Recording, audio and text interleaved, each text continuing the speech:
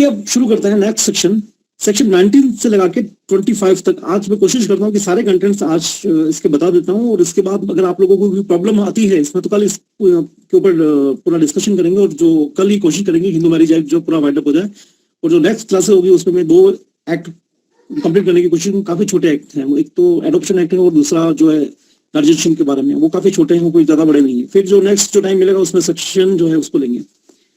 अब हम बात करते हैं जो सबसे प्रोसीजरल पार्ट है, यानी कि यहाँ तक तो आप लोगों ने पार्टी के राइट सुन लिए हैं, देख लिए हैं सारे, जो पुरुष है या पति है उसके क्या राइट्स हैं, महिला है उसके क्या राइट्स हैं।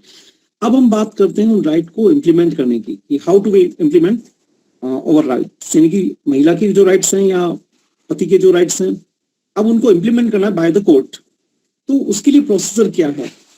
सेक्शन 90, 20, 21 ए, बी और सी, 21 के 3 पार्ट हैं। मैं फिर बता रहा हूँ, सेक्शन 90, 20 और 21 के ए बी सी कुल मिला के 3 पार्ट हैं। फिर सेक्शन 22, 23, 24 और 25, ठीक है। ये सारे जो प्रोसीजर हैं उसके ऊपर आज हम डिस्कशन करेंगे। सेक्शन 19 ये बताता है कि वो न्यायालय, यानी कि वो कोर्ट कौन सी है जिसमें कोई पर्सन जो है केस फाइल करेगा। फर्स्ट क्वेश्चन उठता है कि कौन सी कोर्ट में किया जाए। कई सारी कोर्ट होती है, सिविल कोर्ट होती है, क्रिमिनल कोर्ट होती है, लेबर कोर्ट है, कई सारी, आप जब कोर्ट में जाएंगे आपको पता लगेगा कई सारी कोर्ट्स हैं।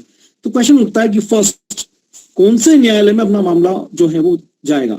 जनरली ये जो जितने भी मैटर्स हैं हिंदू विवाह अधिनियम से संबंधित, वो सारे मैटर जाते हैं पारिवारिक न्यायालय में। आप इसको क्लियर कर लीजिए, पारिवारिक न्यायालय में ही ये सारे मैटर्स जाते हैं, और किसी भी न्यायालय को ये सुनने का जुरिसडिक्शन नहीं होता है।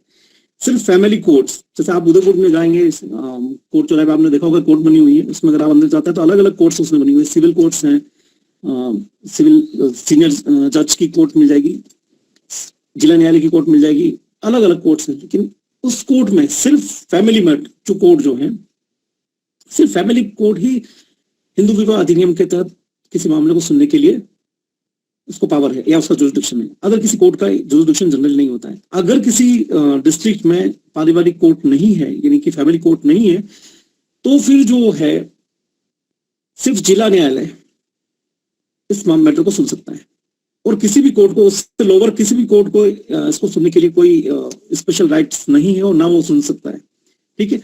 अब हम बात करते हैं पार्टी की।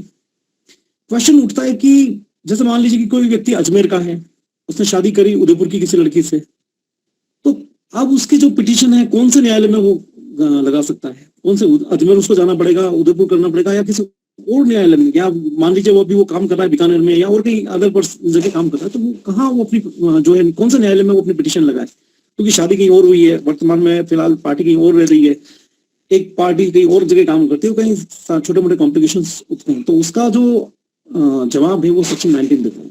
कि सेक्शन 19 ये बताता है कि आपको जो पिटीशन है, पिटीशन यानी अर्जी, वो कौन से न्यायालय में पेश करनी है। तो इस अधिनियम यानी कि हिंदू विवाह अधिनियम के तहत एनी पिटीशन, कोई भी पिटीशन, चाहे वो आप किसी भी ग्राउंड्स पर लगा रहे हो, चाहे वो सेक्शन 13 की लगा रहे हो, चाहे 11 की लगा रहे हो, 12 की लगा रहे हो, एवरीथिंग, चाहे आप मेंटेनेंस मांग रहे हो, तो ये सारे पिटीशंस के बारे में क्वेश्चन जो है वो जो भी उठ रहे हैं उसका जो आंसर है वो सेक्शन 19 में मिलेगा, जिसमें ये बताता है कि कोई भी जो पिटीशन है प्रारंभिक जो सिविल अधिकारी तक का जो न्यायालय है, उसी जो जिसकी सीमाओं में, यानी कि जो न्यायालय है जिसकी सीमाओं में फर्स्ट दोनों पार्टी का विवाह जो है कंसुमेटेड हुआ है, विवाह जो है अनुष्ठापित हुआ है। फर्स्ट मैं फिर कह रहा हूँ कि पिटीशन वहां लगेगी जहां दोनों पार्टी का विवाह हुआ है। मान लीजिए कि दोनों पार्टी ने अजमेर में शादी करी, तो अजमेर की कोर्ट को राइट है दोनों पार्टी के मैटर को सुनने के लिए, ठीक है। सेकेंड चीज, प्रत्यर्थी यानी जो विपक्षी पर्सन है, जिस समय अर्जी या पिटीशन लगाई जा रही है, कौन से न्यायालय में वो निवास करता है, कौन से न्यायालय की सीमाओं में निवास करता है। यानी कि मान लीजिए प्रत्यर्थी जो है विवाह के बाद में उदयपुर आ गया, तो उदयपुर कोर्ट को भी उसके ऊपर राइट है, यानी कि वहां भी पिटीशन लगाई जा सकती है, ठीक है। थर्ड चीज आती है कि विवाह के पश्चात दोनों पक्षकारों ने अंतिम बार किस जगह निवास किया, यानी कि फाइनली लास्ट टाइम 1 साल से दोनों किसी और कोर्ट की सीमाओं में साथ रहे, तो वहां भी वो जो पिटीशन लगाई जा सकती है। यानी कि फर्स्ट जहां विवाह अनुष्ठापित हुआ है, सेकंड जहां प्रत्यर्थी जो है विवाह के अर्जी लगाने के समय में जहां वो प्रेजेंट करता है वहां पे, और थर्ड जो है विवाह के पक्षकारों ने, पार्टीज ने अंतिम बार कौन से न्यायालय की सीमाओं में निवास किया है।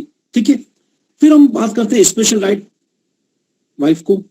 अगर कोई पत्नी अर्जीदार है तो पत्नी अर्जीदार होने की दशा में याचिका प्रस्तुत करने की दिनांक को जहां वह निवास कर रही है, यानी कि जो महिला है या वाइफ है, अर्जीदार होने की दशा में याचिका प्रस्तुत करने वाले दिनांक, यानी कि जिस डेट को वो एक पिटिशन पे लगा रही है, जहां वह निवास कर रही है वहां के न्यायालय में लगाई जा सकती है। ठीक है, अर्जीदार की अर्जी पेश किए जाने के समय निवास कर रहा है या ऐसे मामले में जिसमें प्रत्यर्थी उस समय ऐसे राज्य क्षेत्र के बाहर निवास कर रहा है जिस पर इस अधिनियम का विस्तार है। ठीक है, इट मींस ये सारे कंटेंट्स जो है वो सेक्शन 19 में आपको मिल जाएंगे। कोई ज्यादा कॉम्प्लिकेशन नहीं है, यानी कि जहां शादी हुई वहां लगाया जा सकता है, जहां दोनों पार्टी ने एक साथ अंतिम बार निवास किया हो वहां लगाया जा सकता है, जहां अर्जीदार रह रहा है या पत्नी को जो स्पेशल राइट दिया गया है। अब हम बात करते हैं सेक्शन 20 की, contents and attestation of the petitions, यानी कंटेंट यानी अर्जियों का जो कंटेंट उसमें क्या होगा। अगर आप कोई पिटिशन लगा रहे हो तो उसमें आपको क्या मानना है न्यायालय से। कोई भी पिटिशन, यानी कि इस एक्ट के अधीन या इस अधिनियम के अधीन अगर कोई भी पिटिशन कोई पार्टी लगा रही है तो उसे उन सारे फैक्ट्स पे जिसका उसका मामला डिपेंड करता है, वो सारे फैक्ट्स न्यायालय को बताने पड़ेंगे कि वो चाह क्या रहा है। ठीक है, तो सारे फैक्ट्स क्लियर होने चाहिए, यानी कि अगर कोई रिलीफ जो है पार्टी मांग रही है तो उसका रिलीफ जो है बिल्कुल स्पष्ट तौर पर होना चाहिए, मुझे वो क्या चाहिए। ठीक है, ये बात अलग है, न्यायालय कोई और रिलीफ भी चाहे तो न्यायालय दिला सकता है, लेकिन पार्टी को स्पेसिफिक होना चाहिए कि उसको क्या चीज चाहिए। ठीक है, और जितना उस मामले की जो नेचर है उस नेचर के अकॉर्डिंग। ठीक है, और सेक्शन 11 के अधीन अर्जी को छोड़ के हर अर्जी में ये लिखना पड़ेगा कि दुर्भी संधि नहीं है। दोनों की पार्टी के बीच में पहले से कोई, जैसे मान लीजिए कि पति पत्नी कहते हैं चलो अपन तलाक ले लेते हैं, और तलाक लेने के बाद तो तुम्हारी भी गवर्नमेंट जॉब के लिए तुम अप्लाई कर देना, मैं भी गवर्नमेंट जॉब के लिए अप्लाई कर लूंगी, बाद में वापस शादी कर दूंगा। तो ये मैटर जो है एक तरीके से दुर्भी संधि वाले माने जाते हैं। तलाक की सारी पिटिशन में आपको ये बताना पड़ेगा कि हमारे बीच में कोई भी जो है दुर्भी संधि, यानी कि पार्टी के बीच में एक ट्रीटी हो जाती है कि हम ये ऐसा करेंगे तो हमको कुछ अलग तरीके से बेनिफिट्स मिलेंगे। तो ये सारे आपको न्यायालय को क्लियर करना पड़ेगा कि हमारे बीच में इस प्रकार की दुर्भी संधि नहीं है। सेक्शन 11 की अर्जी में ये बताने की जरूरत नहीं है कि दुर्भी संधि है या नहीं है, क्योंकि सेक्शन 11 क्लियर है। सपन संबंधों में अगर विवाह किया है वो शून्य है। ठीक है, तो प्रोहिबिटेड डिग्रीज में अगर वो शादी की गई है तो वो शून्य है। तो वो सेक्शन 11 की अर्जी तो अपना आप में पहले भी मैं आपको बता चुका हूँ वो क्लियर है। ठीक है, अब हम बात करते हैं सेक्शन 21 पे। सेक्शन 21 ये कहता है कि हिंदू मैरिज एक्ट से संबंधित जो मैटर्स हैं वो सारे मैटर जो हैं कोड ऑफ सिविल प्रोसीजर से कवर्ड होंगे, यानी कि सीपीसी जो है सिविल प्रक्रिया संहिता जो है उसके ऊपर एप्लीकेबल होगी। एक मैं आप लोगों से कह रहा हूं कि अगर आप लोगों को एडमिट होना है 10 मिनट का टाइम है, 11 से 11:10 तक आप एडमिट हो जाइए। बीच में आप एडमिट हो तो मुझे काफी सारी प्रॉब्लम्स होती है।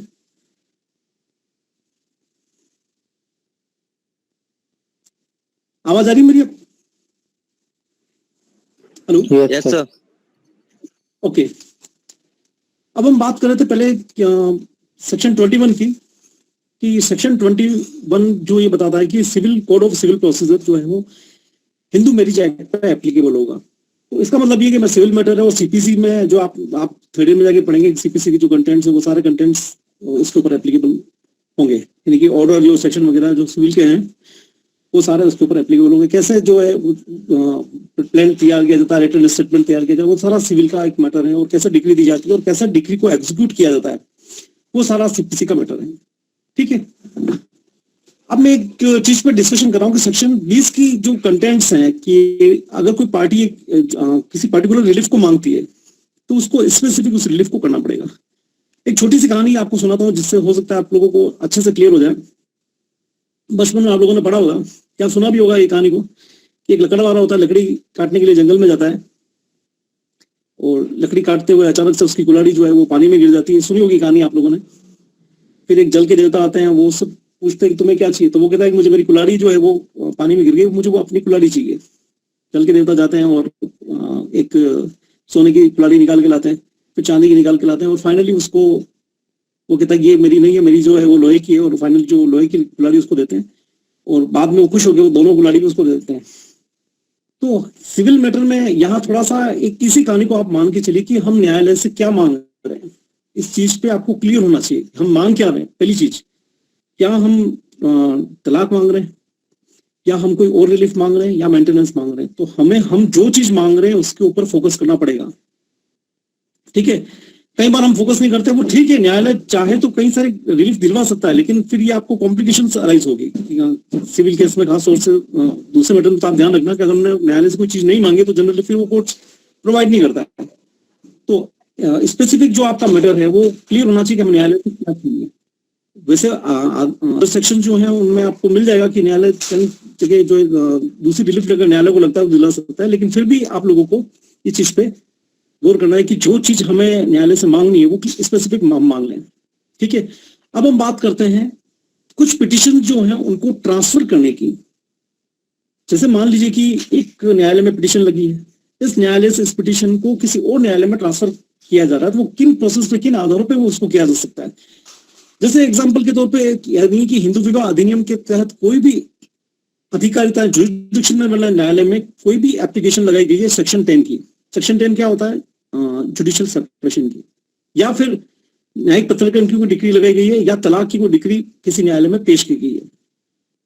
जैसे उदयपुर के न्यायालय में मान लीजिए कि सेक्शन 10 की कोई पिटिशन लगाई गई है, या फिर सेक्शन 13 ने डिवोर्स की कोई पिटिशन लगाई गई है। ठीक है, अब इन्हीं ग्राउंड पे दूसरी पार्टी जो है जयपुर में एक पिटिशन लगा देती है। अब क्वेश्चन उठता है कि कौन सी कोर्ट उसको सुनेगी। ठीक है, तो यहां जो हम बात करते हैं कि जो मैटर है वो ट्रांसफर किया जाता है।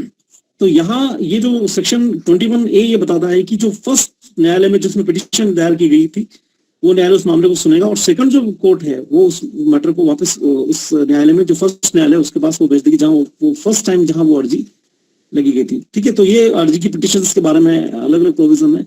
कई बार ऐसा हो भी सकता है कि पिटिशन अदर स्टेट के लिए लगाई गई हो। जैसे मान लीजिए कि राजस्थान की में कोई व्यक्ति है, उसने राजस्थान में रहता है, राजस्थान की किसी न्यायालय में पिटिशन लगी, लेकिन उसी टाइम पे सेम ग्राउंड पे गुजरात के किसी कोर्ट में भी कोई पिटिशन लगा दी गई।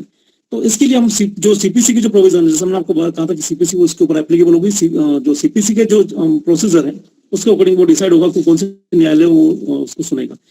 तो ये अर्जियों के बारे में एक प्रोविजन है। ठीक है, फिर हम बात करते हैं डॉक्यूमेंट्री जो एविडेंस है वो इसमें जनरली सारे जो है वैलिड होंगे, और उसमें जो एविडेंस एक्ट के कुछ प्रोविजनों को के ऊपर जाके यहाँ इन्होंने ये शो कर रखा है कि अगर कोई डॉक्यूमेंट जो है सम्यक रूप से स्टाम्पित नहीं है तभी इस एक्ट में जो है एक्सेप्ट किया जा सकता है। ठीक है, तो ये एक प्रोसीजरल पार्ट है। जब आप एविडेंस पढ़ेंगे तो ये सारी चीजें, छोटी मोटी चीजें वो सारी क्लियर हो जाएगी, वो कोई ज्यादा बड़ा इश्यूज नहीं है। अब बात करते हैं सबसे इंपॉर्टेंट, हिंदू विवाह अधिनियम के तहत जितनी कार्यवाहियां हैं, सेक्शन 22 ये कहता है कि वो बंद न्यायालय में होगी, यानी कि कोर्ट जो है वो क्लोज होगी, और उनके जो मैटर्स है, पार्टी के मैटर को जनरली प्रकाशन नहीं किया जा सकता, उसका पब्लिकेशन नहीं किया जा सकता है। ठीक है, सिवाय हाईकोर्ट या सुप्रीम कोर्ट के जो निर्णय है, जजमेंट है, जैसे वो AIR में पब्लिश वगैरह होते हैं, आप लोगों ने देखे भी होंगे, तो या फिर जो है उस न्यायालय की अनुमति के बिना कोई प्रकाशन जो है उसका पब्लिकेशन नहीं हो सकता। अगर कोई व्यक्ति ऐसा इस प्रकार से पब्लिकेशन करता है तो 1000 रुपए तक का जुर्माना उस व्यक्ति के ऊपर किया जा सकता है। ठीक है, अब हम बात करते हैं सेक्शन 23। अब हम बात करते हैं सेक्शन 23 की। तो जहां हम तक डिग्री की बात करते हैं, तो जैसा मैंने आपको बताया था कि न्यायालय डिग्री देने से पहले ये पूरा श्योर हो जाएगा कि दोनों पार्टी के बीच में किसी प्रकार की कोई दूरपी संधि नहीं है, या फिर को किसी प्रकार से कोई जो है वो बेनिफिट्स वगैरह या इस प्रकार से लेने का उनका कोई इरादा नहीं है। वो सारी चीजें ये, ठीक है, ये उसके बारे में है। यहाँ कई बार एक वर्ड आता है डिक्री, और ये कंफ्यूज करता है कि डिक्री होती क्या है। देखिए क्या होता है, दोनों पार्टी जो है, दोनों पार्टी के अपने अपने राइट्स होते हैं। दोनों पार्टी में से कोई एक पक्षकार जो दूसरे के राइट्स का वॉयलेशन करता है, तो दूसरी जो पार्टी वो न्यायालय में जाती है और न्यायालय से कहती है कि मुझे उसके ऊपर ये मेरा जो अधिकार है उसके ऊपर न्यायालय निर्णय दे। तो न्यायालय क्या करता है, दोनों पार्टी को सुनता है कि पति को भी सुनेगा, पत्नी को भी सुनेगा, फिर फाइनली उनके बीच में इश्यूज बनाएगा कि आपके बीच में मेजर इश्यूज क्या हैं। मतलब पत्नी और पति तो हजारों बातें कर रहे हैं, लेकिन उनके बीच में मेजर डिस्प्यूट किस बात को है, वो एक क्लासिफिकेशन करेगा कोर्ट की, इन पॉइंट्स के ऊपर उनके बीच में डिस्प्यूट है। उस डिस्प्यूट को सुनने के बाद न्यायालय जो है निर्णय देगा और निर्णय देने के बाद में निर्णय के अनुसरण में न्यायालय डिक्री जारी करेगा जिसका एग्जीक्यूशन होता है। दोनों अपना में डिफरेंट होते हैं, ध्यान रखना इस चीज को। न्यायालय का निर्णय अपना में एक डिफरेंट चीज है, और उसका जो एग्जीक्यूशन वाला पार्ट है कि न्यायालय को अब क्या एग्जीक्यूट करना है, वो कहलाता है डिक्री। यानी कि डिक्री का ही एग्जीक्यूशन होता है, कि एग्जीक्यूशन जो है वो डिक्री का होगा। इसके कई जगह ये वर्ड आएगा कि डिक्री। डिक्री मतलब मान के चलिए कि एक प्रकार से फाइनल जजमेंट है कोर्ट का, जिसको अब कोर्ट को एग्जीक्यूट करना है। तो ये सारे डेफिनेशन अब जब आप थर्ड ईयर में आएंगे तो पढ़ने को मिलेगी, तो इसमें कोई ज्यादा कुछ बड़ा कुछ नहीं है। फिर जो है कुछ मेंटेनेंस के बारे में है कि बात लंबित रहते समय भी न्यायालय जो है कुछ मेंटेनेंस जो है वो दिलवा सकता है। वो कई जगह आप लोगों ने पढ़ा भी होगा कि दोनों पार्टीज जो है उस मेंटेनेंस के लिए उसकी हकदार होती है। ठीक है, अब यहां तक अगर आप लोगों में किसी को कोई प्रॉब्लम हो तो पूछ सकते हैं।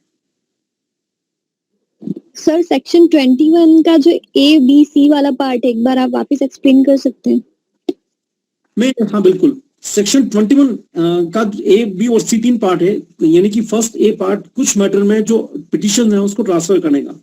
जैसे मैंने आपसे कहा भी था कि मान लीजिए कि एक पिटिशन अजमेर की कोर्ट में लगा दी गई, और सेम ग्राउंड्स पे पिटिशन जो है उदयपुर की कोर्ट में भी लगा दी गई है। पति ने उदयपुर में लगा दी और पत्नी ने अजमेर में लगा ली, तो कौन सा न्यायालय उसको सुनेगा?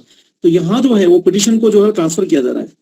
तो ये ट्रांसफर के बारे में प्रोविजन है, तो ये कोई ज्यादा कुछ खास नहीं है। तो जहां भी पहला जिस कोर्ट ने फर्स्ट टाइम जिस कोर्ट में पिटिशन लगी है वो कोर्ट सुनेगी। जैसे मान लीजिए आज की तारीख में उदयपुर के न्यायालय में कोई पिटिशन लगाई गई है, और आज से 10 दिन बाद या 4 दिन बाद अगर किसी और न्यायालय में लगेगी, तो उदयपुर की कोर्ट को उसका जुरिस्डिक्शन होगा अकॉर्डिंग टू सेक्शन 21 के जो कंटेंट्स उसको ध्यान में रखते हुए कि कौन से न्यायालय में अर्जी दायर की जाएगी। सेक्शन 19 में जैसा मैंने आपको बताया कितना है, उसको ध्यान में रखते हुए उदयपुर का न्यायालय उसको सुन सकता है।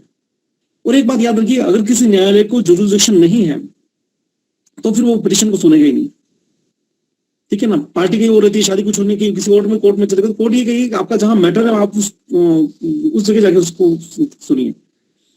ठीक है, और कोई क्वेश्चंस? तो सर इसका बी और सी पार्ट भी यही बताता है ट्रांसफर करने का पिटिशन? नहीं, सेक्शन 21 का बी और सी पार्ट में इसके बारे में स्पेशल प्रोविजन और डॉक्यूमेंट्री एविडेंस के बारे में मैंने आपसे कहा ना कि डॉक्यूमेंट्री एविडेंस जो है उसके बारे में कि अगर कोई डॉक्यूमेंट जो है स्टाम्पित है या नहीं है, वो ज्यादा कोर्ट कभी गौर नहीं करेगा। ठीक है, और इसका जो मैटर मैं आज अपलोड कर दूंगा शाम को, आप तक आप उसको डाउनलोड कर लेना। और एनी क्वेश्चंस? सर अगर हस्बैंड वाइफ दोनों अलग अलग रह रहे हैं अभी, तो सर अगर सपोज लाइक हस्बैंड अलग सिटी में वाइफ अलग सिटी में है, एंड अगर इस केस में अगर ना मतलब लाइक पिटिशन फाइल होती है, लाइक सपोज डाइवोर्स के किसी कोई भी केस फाइल होता है फैमिली कोर्ट के अंदर, तो सर क्या वो हस्बैंड अपने जैसे मैं अगर सपोज मैं हूँ, ठीक है, एंड मेरी वाइफ अगर केस करती है, तो क्या मैं अपनी सिटी में केस ट्रांसफर करवा सकता हूँ? नहीं, एक बार जहाँ कार्रवाई स्टार्ट हो जाती है, जैसा कि आप लोगों ने सिविल प्रोसेस में पढ़ा हुआ, एक बार जहाँ प्रोसीडिंग स्टार्ट हो जाती है, फर्दर प्रोसीडिंग जो है वो सारी उसी कोर्ट को सारा राइट रहेगा। और ये चीज आपको ध्यान रखना है कि सेक्शन 19 की जो कंटेंट्स है उसमें रहते हुए ये चीज क्लियर होगी। और सीपीसी भी इसी चीज को फेवर करती है कि जहाँ एक बार प्रोसीडिंग स्टार्ट हो गई है वहीं उसकी जो फर्दर प्रोसीडिंग है उसी कोर्ट में चलेगी। लेकिन हाँ, जो सेक्शन 19 के कंटेंट्स उसके पूरे हो जाने चाहिए। अगर पूरे नहीं हो रहे तो फिर न्यायालय उसको सुनने से मना करता है कि जो प्रॉपर कोर्ट है उस कोर्ट में आप चले जाओ।